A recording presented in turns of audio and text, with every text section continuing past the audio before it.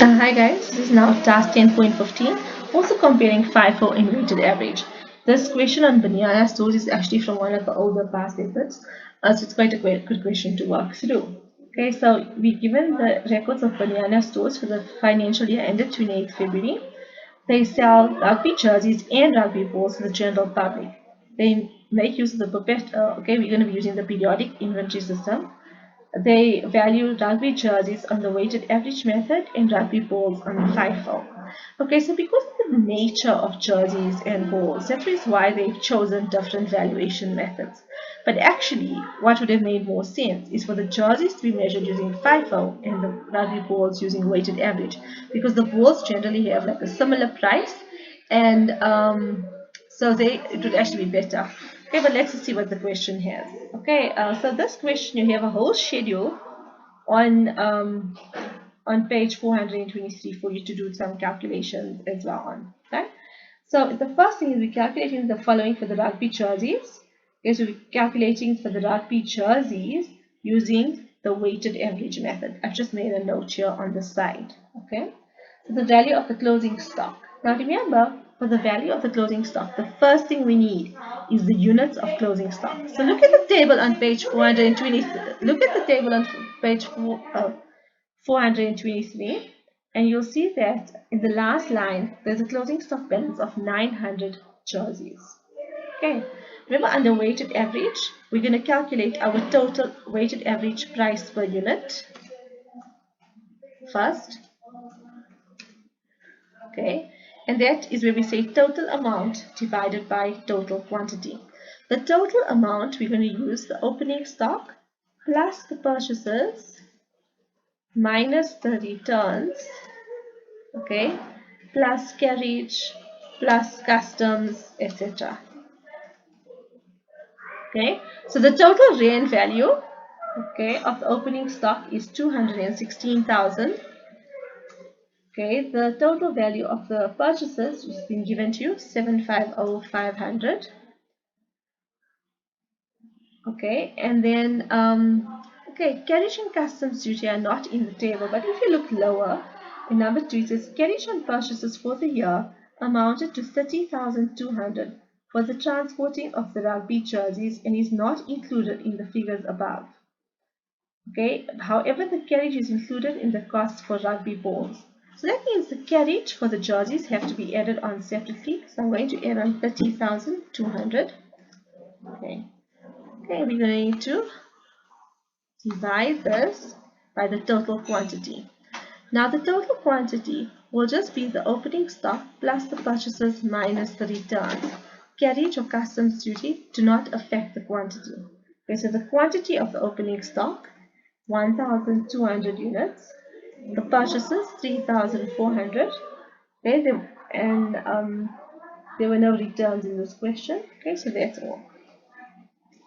Okay, we are now going to calculate these answers. So it's going to work it out here.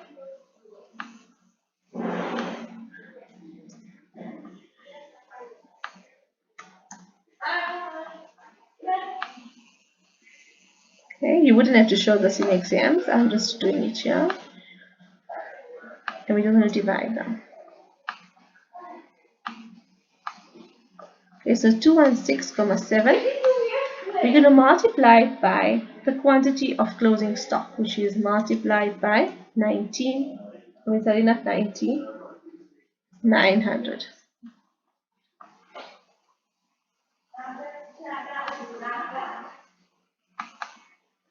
Okay, so 216,7 multiplied by 900. Okay, and just round off our answer. Okay, so 195,007 is the value of the closing stock of the rugby jerseys using weighted average. Okay, so the next part of the calculation, we need to calculate the cost of sales. Okay, remember we're going to use the same formulas we use for periodic inventory. So we're going to use the rand values. Rand value of the opening stock, which is 216,000. The purchases, 750,500. So you see the table is very important. We get most of our figures from here. Carriage on purchases, sorry, in this case it's not carriage on purchases. Yeah, so carriage on purchases 30,200. And closing stock, which we just calculated above, 195,007. And that will give us our answer for cost of sales. Okay, for gross profit, sales, the rand value of the sales, 1,680,000, minus the cost of sales, which we just calculated, will give us the gross profit. Do you see this? A lot of the figures come through from your previous parts of the calculation. So when you're doing a question like this in exams, you must make sure that you're getting through the figures that you have calculated, because then you will be allocated the marks even if your figures are not correct. Okay, so that is 10.15.1. So for 10.15.2, we now need to do similar calculations, but for the balls using the FIFO method. Okay, so if you look at our table, okay, the quantity of the closing stock of the balls is 500 units. So 500 units. Remember, we're going to value as many as we can using the latest purchases. And if you look at our purchases schedule, that was in January 20.9. Okay, the quantity that was purchased in January was 200 units. Okay, remember that the carriage is already included in here. Okay, so we're going to just take the 200 units, multiply it by 225 rand, carriage is included in there, and get your answer. 200 times 225. Okay, but we have 500 units in closing stock. Okay, so then we're going to look at the purchases before the month of January, okay, which is in the month of October. And we'll take the remainder from October 20.8. Now the remainder would be 500 minus 200, which is 300. And we're going to multiply it by the price in October, which is 190. Work out the answer. So 300 times 190. Okay, and we get that answer. We'll now add up our two answers. This is the value of closing stock for the balls using the FIFO method. Okay, next we're going to calculate the cost of sales of the balls. Okay, so we're going to start with our opening stock, 249,600. Remember, this is done with rand values. Our net purchases, 901,000. Carriage on purchases, the carriage on purchases is included in net purchases, so I'm just going to leave it out here. And the closing stock we've just worked out, 102,000. This will give us our cost of sales of 1,048,600. Next step, gross profit. Okay, so sales, 1,662,000 from the table, less the cost of sales, to give us our gross profit of 613,400. Okay, so there we go. Okay, 10.15.3. Which department is contributing the most to the profitability of the business? And show appropriate calculations to support your answers. Right? Okay, so basically, if I look at it just like this, okay, it seems to me like the jerseys are contributing more to the profit because the gross profit earned by the jerseys, 878,307, is higher than the gross profit earned by the balls, right? But we can do further calculations as well, okay? But we can start with this. The rug jerseys are making a greater contribution to the profit of the business, right? The gross profit earned on the jerseys is 264,907 more than the gross profit earned on the rugby balls. The markup on jerseys is 110%, and on the balls it is only 58%. So basically what I've done is I calculated the markup, which I'm going to do here on the side of the gross profit calculations. Remember the markup percentage, okay, is gross profit divided by cost of sales. So 868 divided by 801,693 multiplied by 100. Okay, sorry. Okay, so we get, so if we round this off, we look at 110%. Okay, and then if you do the same thing here for the, I'm just going to copy and paste this. If we do the same thing here for the balls, okay, Okay, you get 58%.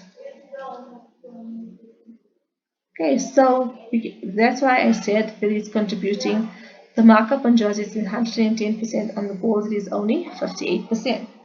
Okay, then 10.15.4.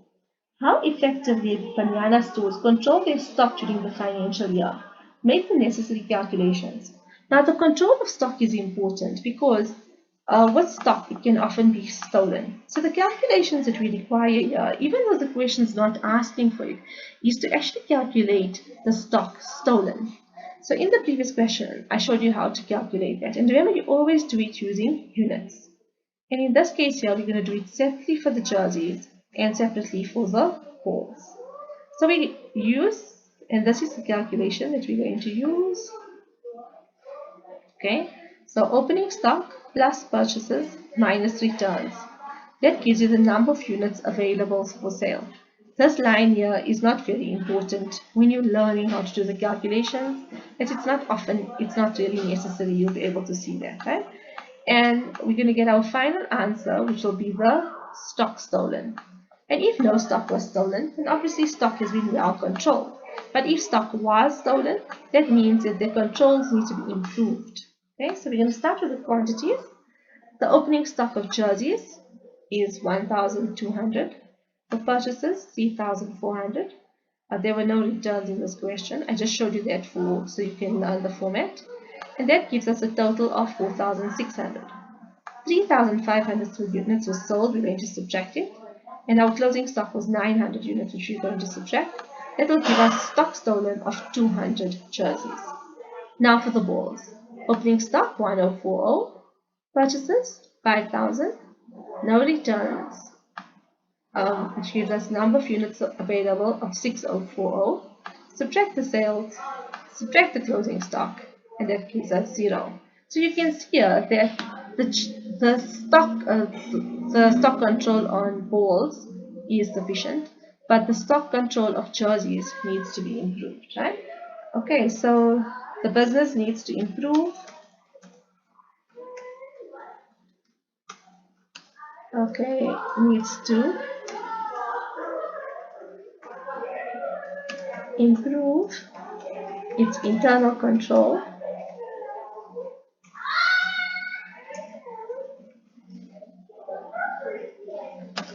system on the jerseys is 200 units.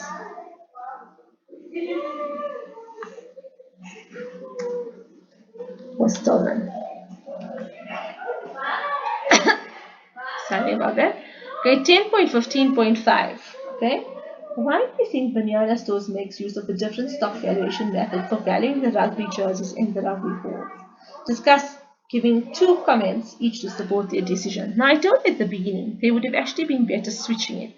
So that means using FIFO for the jerseys and weighted average for the balls. However, just to give you a general answer, different stock valuations are used when the product lines differ significantly. So in this case, balls and jerseys are completely different. The rugby jerseys attract the higher end of the consumer market, and sales on jerseys are not of a very high volume. Okay. Okay, so the business is using the weighted average method to keep the stock value consistent. Sorry, I just changed it a little bit here because actually this is how it should be. For the jerseys, it should have been weighted average, right? Okay, then the price. Okay, so the price increase after July was probably due to a change in the jersey for the relevant teams.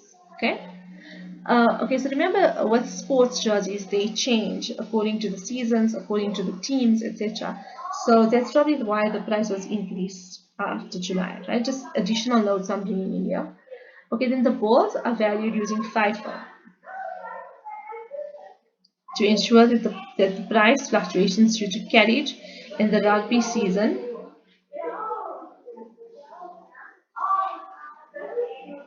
are reflected as inventory on the balance sheet. Okay. Okay, so there's an answer for you. Okay.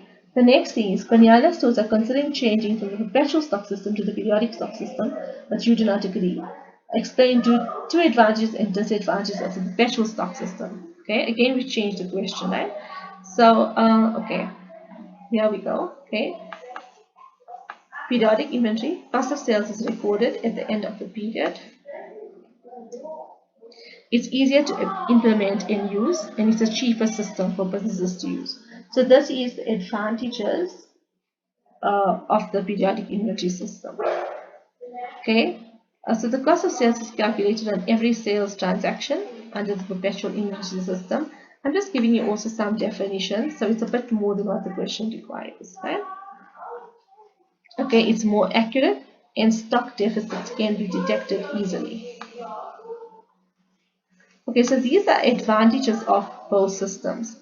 Now, obviously, disadvantages of periodic inventory, right? So disadvantages, okay, which I don't have. Disadvantages of periodic and perpetual. I did give you notes on this before, right? So disadvantage will sort of be the opposite, right? So disadvantages means that stock deficits cannot be easily detected.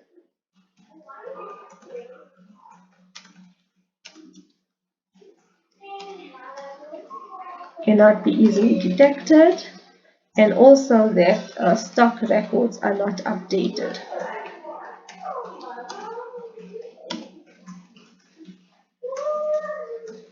Okay, disadvantages of the perpetual inventory system. Okay, it's expensive. Okay, and difficult to use. Okay, so that means that training is required. So basically it's expense because training costs and also the computer system also costs. Okay, that's all for this question. The next one we'll be doing is task 10.16. Bye.